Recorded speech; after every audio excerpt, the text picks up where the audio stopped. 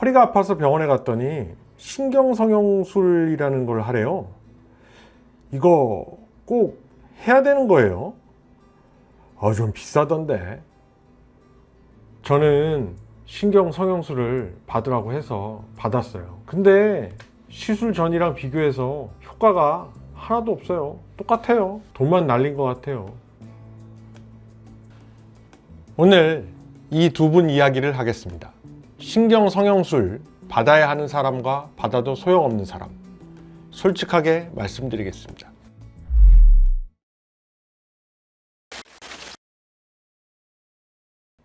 안녕하세요. 허리 수술하는 의사 허리우드맨입니다. 요즘 허리 아프다고 하면 병원마다 신경성형술을 권합니다. 디스크 터졌다, 협착증이다, 염증 있다, 이유는 다양한데 결론은 늘 같아요. 빨리 신경성형술 하세요. 유튜브를 찾아보면 이 시술 영상이 넘쳐납니다. 그런데 다 똑같아요. 어떻게 하는지 보여주는 영상입니다. 빨리 하셔야 한다는 영상. 사실 대부분 광고입니다. 정작 환자분들이 진짜 궁금한 건 이거잖아요. 나한테 이거 정말 필요한가? 정말 해야 되나? 안 하면 안 되나? 하면 낫기는 하나? 이런 걸 솔직하게 말해주는 영상은 없는 것 같아요. 왜 없을까요? 제가 생각을 해봤는데 신경성형술을 주로 하시는 선생님들은 대부분 일단 시술을 먼저 해보는 게 맞다고 보시는 것 같아요. 시술 후에 일시적이라도 좋아지면 좋고, 효과 없으면 다른 치료 해보자고 할 수도 있고, 안 되면 시간이 지나면 좋아질 수도 있으니까 기다려보고, 정 안 되면 수술하지 이렇게 생각하시는 것 같습니다. 왜 이렇게 잘 아냐면 예전에 저도 그랬거든요. 그래서 딱히 이 시술의 단점을 미리 말할 필요가 없는 거죠. 일단은 약물 효과로 일시적이라도 좋아지기는 하니까. 하지만 지금의 저는 조금 달라졌습니다. 저는 신경성형술도 하지만 척추 수술을 훨씬 더 많이 합니다. 시술도 수술도 다 하니까, 사실 수술을 더 많이 하니까 어느 한쪽이 치우칠 이유는 없습니다. 저한테 이 환자가 정말 시술을 해야 되는 환자인지 아니면 수술을 바로 해야 하는 환자인지 구별하는 것이 제일 중요합니다. 그래서 공부도 많이 하고 연구도 하고 환자분들을 볼 때마다 고민도 엄청 합니다. 그래서 오늘은 그 모든 노력으로 알게 된 경험을 가지고 허리 아픈 여러분이 정말 신경성형술을 받아야 하는지 근거를 가지고 솔직하게 제가 말씀드리겠습니다. 그럼 신경성형술이 뭔가 모르는 분들도 있으니까 먼저 이게 뭔지 딱 한 30초만 말씀드릴게요. 꼬리뼈 아래에 작은 구멍 틈이 있어요. 여기로 아주 가느다란 관, 카테터를 넣습니다. 이 관이 신경관 앞쪽을 따라 올라가서 문제가 생긴 자리, 디스크나 협착 부위까지 올라갑니다. 좀 전문적인 부분이기는 한데 신경관 앞쪽으로 카테터가 올라가는 것이 중요합니다. 앞쪽으로 가야 병변부의 유착을 직접 박리할 수 있습니다. 거기서 두 가지를 합니다. 두 가지. 첫 번째는 움직이는 카테터를 이용해서 신경 주변에 들러붙은 유착을 물리적으로 떼어냅니다. 두 번째는 강한 소염제 약물을 넣어서 염증을 가라앉힙니다. 그리고 재유착이 안 되게 추가적으로 윤활작용을 하는 약물을 주입합니다. 여기서 중요한 핵심은 이거예요. 신경에 들러붙은 거, 즉 유착을 물리적으로 떼어낸다. 그래서 이름이 신경성형술입니다. 자, 여기서 오늘 가장 중요한 이야기. 신경성형술은 유착을 푸는 도구입니다. 유착이 뭐냐? 신경 주위에 뭔가 들러붙은 거예요. 디스크가 터지거나 미세한 균열이 나서 염증이 생기는 거, 그런 경우, 또 수술하셨다는 분이라면 예전에 수술했던 자리에 흉터가 생기거나 해서 그 부위에 유착이 온 겁니다. 이건 1편에서 자세히 다뤘으니까 참고하시면 됩니다. 시술 중에 유착이 있으면 그 부위를 카테터가 통과하기 쉽지 않고 유착 부위에 가까이 가면 환자가 느끼는 통증도 심해집니다. 그래서 유착이 심하게 있으면 그것 때문에 허리가 아팠을 가능성이 높다고 볼 수 있죠. 그래서 신경성형술을 통해서 유착이 풀리는 그 순간 드라마틱하게 증상은 좋아지고 다시 아프지 않는 상태로 갑니다. 시술 후 환자분들의 만족도가 매우 높은 포인트가 바로 이 부분입니다. 반면에 유착이 아닌 다른 문제, 심하게 터진 디스크, 심한 협착, 흔들리는 척추, 근육 위축 같은 또 다른 근육의 문제, 이런 게 원인이라면 일단 염증 약물이 들어가니까 일시적으로 좋아질 수는 있어요. 하지만 금방 다시 아파지는 상태가 되는 거죠. 그래서 이 시술은 유착이 주범일 때만 잘 듣고 좋아지는 상태가 유지되는 겁니다. 그럼 유착이 주범인 사람은 누구냐? 이게 제일 중요해요. 이런 분들입니다. MRI 찍었는데 정상처럼 보이고 디스크가 심하게 터지지도 않았고 협착이 심하지도 않아요. 검사상으로는 큰 문제가 안 보여요. 그런데 허리는 아파요. 그것도 검사 소견보다 훨씬 더 심하게. 그리고 다리로 뻗치는 통증보다는 허리 자체가 아픈 경우가 더 많습니다. 이 경우에 유착이 같이 있으면 그걸 효과적으로 풀어줬을 때 정말 좋아지는 시술이 되는 거죠. 유착이 있는 경우는 사실 시술을 하면서 느껴지는 경우가 대부분입니다. 시술을 하면서 제가 그 유착이 풀리는 순간을 느낄 때, 이 환자는 좋아지겠다, 딱 느껴집니다. 1편 보신 분들 익숙하시죠?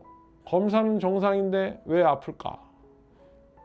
바로 그 환자분들 중 상당수가 여기에 해당됩니다.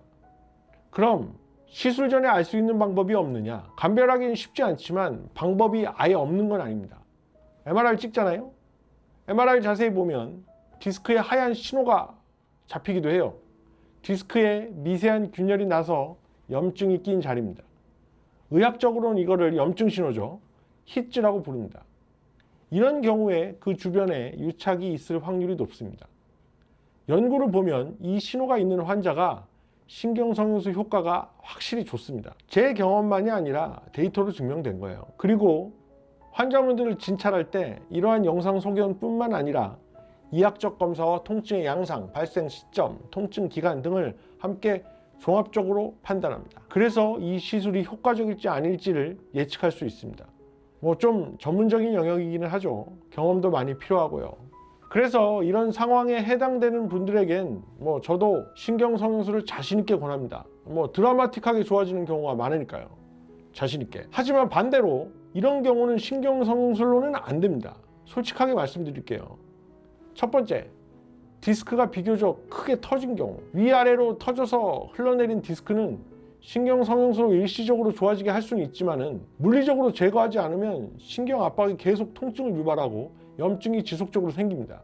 아주 작은 사이즈, 이런 경우를 제외하고는 대부분 다시 아픕니다. 두 번째, 협착이 심한 경우, 신경이 지나가는 길이 꽉 막혔는데 카테터 지나가기도 힘들고 또 약물로 풍선으로 아무리 밀어봐도 뚫리지 않습니다. 오히려 무리하게 시술하고 나서 마비가 더 오거나 더 아플 수도 있습니다. 신경막 천공 같은 합병증도 생길 수 있고요. 세 번째, 허리가 불안정한 경우, 허리뼈 자체가 흔들리는 게 원인이면 유착을 풀어도 소용이 없겠죠. 흔들림을 잡아야죠. 그리고 네 번째, 허리가 심하게 휘거나 구조적인 변형이 있으면 굽은 경우, 이런 경우에도 그거에 맞는 다른 적절한 치료를 해야 되겠죠. 이 네 가지는 신경성형술을 아무리 잘 해도 다시 아픕니다. 이런 증상이 오랜 기간 반복되거나 지속되거나 마비가 있으시면 고민하지 말고 빨리 수술을 하셔야 돼요. 자, 그리고 한 번 더 강조할게요. 이건 꼭 기억하셔야 됩니다. 다리에 힘이 빠지거나 마비가 오면, 또 회음부 항문 주위 감각이 이상해지거나 대소변에 갑자기 장애가 와서 소변이 갑자기 안 나오거나 요실금, 변실금이 생기거나 또 성기능에 갑자기 변화가 생기면 이건 응급입니다. 시술로 하고 시간 끌면 안 돼요. 빨리 검사해서 병변이 확인되면 바로 응급으로 수술 받으셔야 됩니다. 자, 그럼 아까 그 두 번째 환자분, 신경성형술 받았는데 효과 없었던 분, 이제 이유가 보이시죠? 시술 자체가 잘못된 건 아니라는 거예요. 원인하고 치료하고 안 맞았다는 거예요. 통증이 진짜 원인이 유착이 아니었던 겁니다. 원인이 심한 협착이었거나 불안정성이었거나 근육이었거나 결국 1편에서 말씀드린 거하고 똑같아요. 원인을 정확히 알아야 치료가 맞습니다. 원인을 모르고 시술부터 하면 잠깐은 좋아져도 효과가 없을 수밖에 없어요. 성공률 이야기를 안 할 수가 없죠. 논문에 나온 신경성형술의 성공률은 10개월 기준 약 56%입니다. 절반 좀 넘네. 생각보다 낮은데 하실 수 있어요. 그런데 이 숫자에는 함정이 있습니다. 이건 환자를 넓게 잡았을 때 숫자예요. 요즘 하도 많이 하니까요. 연구들이 공통으로 말합니다.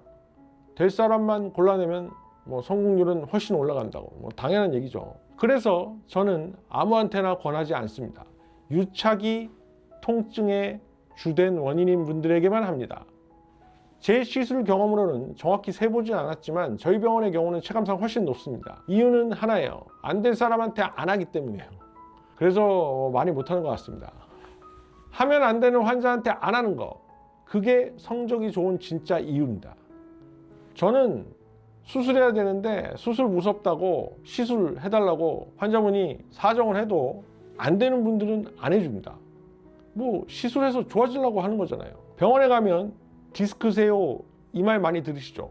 근데 그건 병명이지 원인이 아니에요. 디스크라고 무조건 아픈 건 아닙니다. 디스크가 어떤 기전으로 어떻게 통증의 원인이 되는지가 중요합니다. 제가 영상 내내 강조한 이런 경우에는 유착이 가장 큰 원인이라고 할 수 있죠. 그래서 딱 한 문장만 기억하세요. 제 통증의 진짜 원인이 뭔가요? 그래서 왜 이 시술이 저한테 필요한가요? 이 질문에 의사 선생님이 명확하게 답할 수 있어야 됩니다. 예를 들면 유착이 원인으로 보이고 카테터로 신경성형술로 유착을 방해하면 많이 좋아질 수 있습니다. 이래서 환자분한테는 필요하다, 이렇게요. 만약 그냥 명확한 답변 없이 허리 아프시니까 한번 해봅시다 하면 많이 좋아질 겁니다. 저를 믿으세요. 이 정도면 한 번 더 생각해 보셔도 될 것 같습니다. 오늘 딱 하나만 기억하세요. 신경성형술은 정말 좋은 시술입니다. 하지만 절대 만능은 아닙니다. 제가 볼 때는 유착이라는 특정 문제에 사용할 때 가장 효과적인 도구예요. 될 사람한테 쓰면 드라마틱하고 원인이 다른 데 쓰면 시간하고 돈만 날립니다. 그래서 시술 결정보다 먼저인 건 언제나 내 통증의 진짜 원인을 아는 겁니다. 유착, 크게 터진 디스크, 심한 협착증, 척추 불안정성, 변형, 이러한 원인들을 정확하게 진단해주는 의사가 필요합니다. 그래야 그에 따른 치료법을 확실하게 결정하고 환자가 의심 없이 따라올 수 있으니까요. 1편과 똑같은 결론이죠. 정확한 진단이 먼저입니다. 지금까지 허리 수술하는 의사 허리우드맨이었습니다.